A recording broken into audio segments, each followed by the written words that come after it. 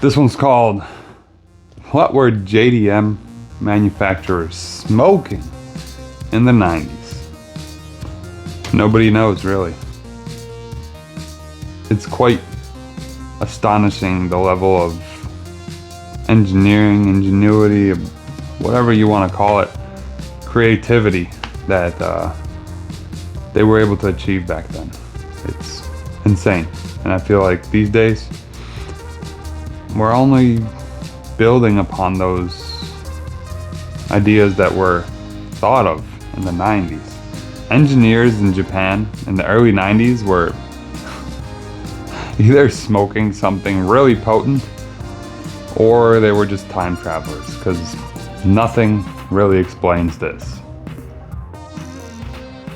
They built cars with tech that even today in 2025 is still not standard. And then they just stopped. This is the story of the wildest, weirdest, most over-engineered decade in JDM history, and why we'll probably never see it again. So the question is, what made this possible? And, well, in the 90s, Japan's economy was booming. The asset bubble dumped insane amounts of money into R&D departments. And car manufacturers, instead of asking what would sell, they said, what's the craziest thing that we could possibly build? There was no budget caps, and because of this, there was no fear of failure. There was just raw creativity with zero restraints. Now, before we dive into all this crazy stuff, I wanted to ask you something. What's the wildest feature that you've ever seen on a car from Japan in the 90s? Let me know in the comments below. I really do read all of those, and so drop it down in the comments, let me know. Let's get back to the video.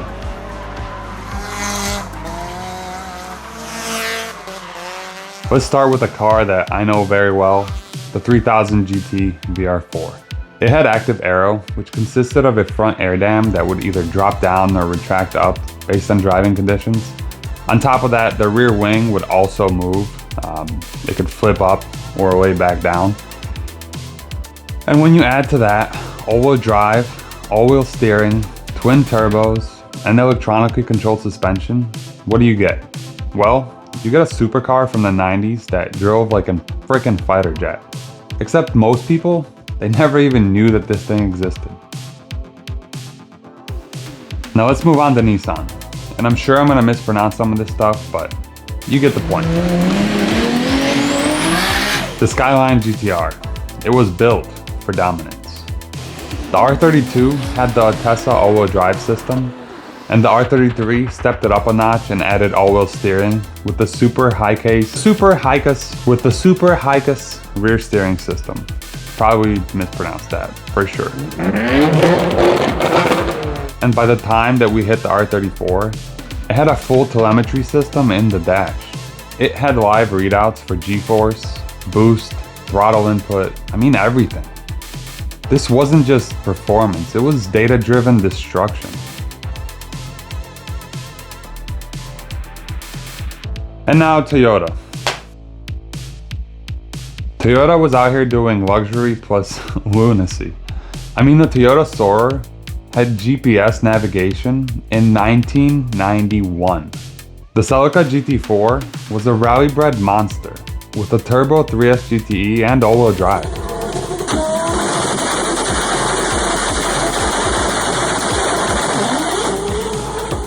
Holy fucking shit! And of course, there's the Supra, sporting twin turbos and the 2JZ motor that laughs in the face of 1,000 horsepower builds.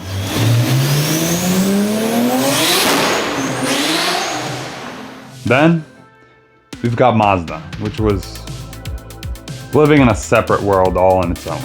Mazda, they didn't follow any trends. They actually completely ignored them.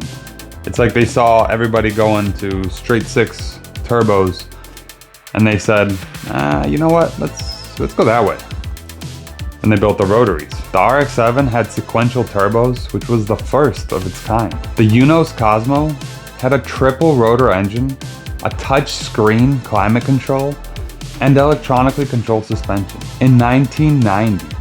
It's like Mazda said, yeah, we're different. Try and keep up.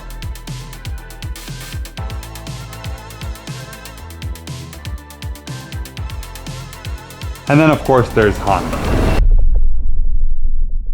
Honda built an aluminum supercar and gave it to the world. The NSX, tuned by Senna and driven by legends. They gave four-wheel steering to the Prelude, and then they made the Beat.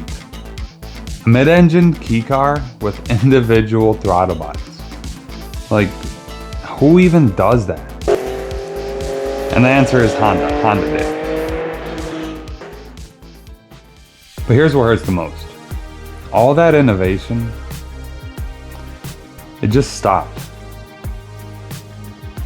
Today's cars, they're just software updates and design updates. Nobody's really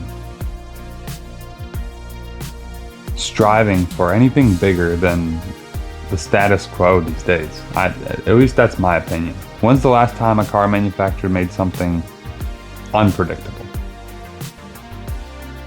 I don't remember that. It seems to me that we're stuck refining ideas that were penned in the 90s. I'd love to see car manufacturers take a risk, build something insane, something that makes no sense, something with a soul. Because I don't want perfection. I want passion, obsession, and I want heart. That's what they gave us back then, and I think that we deserve that again. So yeah, I really don't know what they were smoking in the 90s, but whatever it was, we need it back. Drop a comment with your favorite feature from the 90s. I really do read every one of them. And if you're into real builds, forgotten legends, and keeping car culture alive, subscribe, because this is Objective Garage. And here, we wrench with heart, speak the truth, and always keep it real. I'll see you in the next one. Be good to yourself. Don't do drugs. Don't do crack. Not good for you guys. It's not good for you. All right. Deuces. See you later. I'll see you in the next one. Hopefully the next video, I will be actually working in a garage where you'll see my genius.